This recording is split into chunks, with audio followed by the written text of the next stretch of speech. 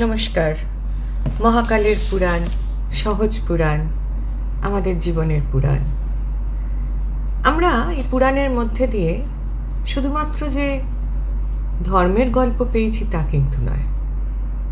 আজকে বলবো আপনাদের আমাদের যে দুব্য ঘাস, আমরা একদম বাংলায় যেটাকে বলি, সেই দুব্য ঘাসের গল্প। শুধু গল্প নয়, দুব্বর কি উপকারিতা, দুব্বর কি প্রয়োজনীয়তা, কেমনভাবে এই দুর্বা ঘাস আমাদের জীবনের সাথে মিশে রয়েছে, সেই বৈদিক যুগের জ্ঞান ভাণ্ডারকে পুরাণ করল কি গল্পের মধ্যে দিয়ে বলে দিল। আসুন দেখি আমরা একটু কি বলছে।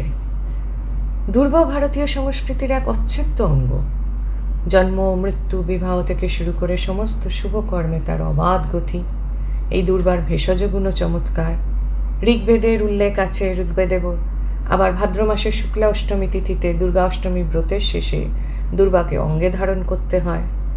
ব্রতে উচ্চারিত যে স্তোত্র, সেই স্তোত্রের মানে যদি বলা হয়, ব্রতীর কামনা হচ্ছে যে দুর্বার মতন আমার বংশ বৃদ্ধি পাক, আমার দেহকে করো অজর অমর এবং আমার দেহকে করো রোগ শূন্য।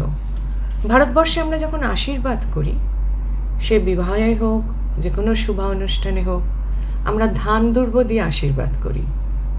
দুর্বা যেন এক প্রকার পৃথিবীকে ধারণ করে আছে, সেই জন্য দুর্বা পৃথিবীর ধারণভূমি। আবার কচি সবুজ দুর্ব ঘাসের যে চারণভূমি, তা উৎকৃষ্ট খাদ্যশস্যের জন্ম হয়। সেই চারণভূমিতে ঘুরে বেড়ায় অজস্র পশু।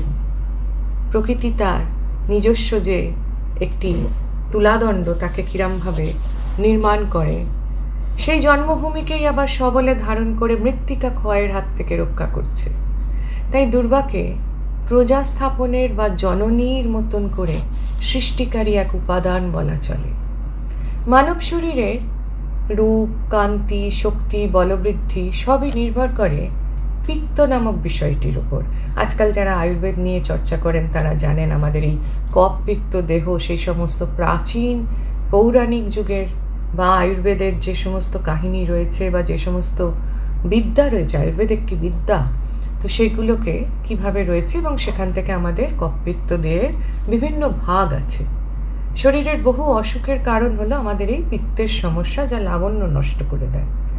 সেই ক্ষেত্রে প্রাচীন শাস্ত্রগুলি দুর্বাকে খুব বড় জায়গা দিয়েছে। রক্তের দোষে যে সমস্ত অসুখ হয়, সেখানে আয়ুর্বেদ শাস্ত্র দুর্বার ব্যবহার করছে।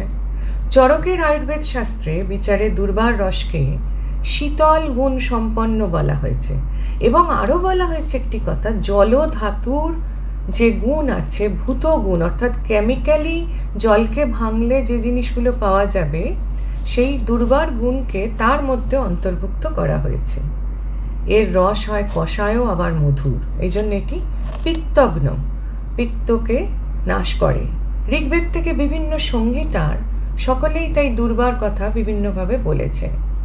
সুস্থ সবুজ কচি ঘাস বা দুর্বার চারণভূমির প্রয়োজন তো শুধু মানুষের নয়, গৃহপালিত প্রাণীর খাদ্যও বটে। ফলে এইবার সেই দুর্বার জ্ঞানকে কিভাবে ব্যবহার করতে হবে এবং কিভাবে রক্ষা করতে হবে, আমাদের প্রাচীন ঋষিরা যে কথা আয়ুর্বেদ শাস্ত্রে বলে গেলেন, সচেতনভাবেই খানিকটা যেন যুগের প্রয়োজনে সেটাকে ভাগবত পুরাণের গল্পের মধ্যে দিয়ে বলা হলো। পুরাণের বিখ্যাত সমুদ্র মন্থনের কাহিনী আমরা জানি। তাতে আমরা দেখেছি যে মন্দার পর্বতকে দণ্ডরূপে কিরমভাবে নাগরাজ বাসুকীকে রজ্জুর রূপ ধারণ করে সমুদ্র মন্থন করতে হচ্ছে। ক্ষীর সমুদ্র মন্থনের সময় অসুররা ছিল বাসুকী মুখের দিকে, আর পশ্চাতে লেজের দিকে ছিল দেবতাদের সাহায্য করার জন্য স্বয়ং বিষ্ণু। বলা হয় এই মহাঘর্ষণ প্রচণ্ডতায় বিষ্ণুর শরীরও খুবভাবে ঘর্ষিত হতে শুরু করে এবং তার শ্রীঅঙ্গের রোম বা লোমগুলি উঠে যায় এবং সেগুলি সমুদ্রের তরঙ্গে ভেসে তীরে এসে লাগে। জন্ম হয় দুর্বার, জন্ম হয় এক বিশাল তৃণভূমি। এটি ভাগবত পুরাণের গল্প। এই যে কাহিনীটি আমরা বললাম, এই দুর্গা অষ্টমী, এইগুলো কোথা থেকে যেন মনে হয় সত্যিই তো আমরা ভারতীয়রা তো শ্রীবিষ্ণুকে প্রজাপালক রূপেই বন্দনা করি। দুর্গা অষ্টমীর সেই গল্পের সঙ্গে স্তোত্র যখন উচ্চারণ হচ্ছে, সেই প্রার্থনাই তো আমরা করছি, আমাকে রক্ষা করো। রক্ষা কে করেন? যিনি প্রজা পালন করেন। তাহলে দুর্বার সেই রকমভাবেই নিজেকে দিয়ে সৃষ্টির পালনকারী রূপের কর্তব্য যেন করে যাচ্ছে। আর এইখানেই পুরাণের জয়। আজ আমরা 2026-এ বসেও, বা এটা যদি পরবর্তীকালেও কেউ শোনে, আমরা কিন্তু এখনো দেখব যে প্রাচীন গল্পগুলো আমাদের জীবনের সঙ্গে কিরমভাবে মিলে গেছে। আর এই উদ্দেশ্যেই এই মহাকালের পুরাণ কথা আর এই প্রচেষ্টা, ছোট্ট প্রচেষ্টা সহজ পুরাণ। নমস্কার, ভালো থাকবেন। এর পরের দিন আরেকটি কথা নিয়ে আসবো।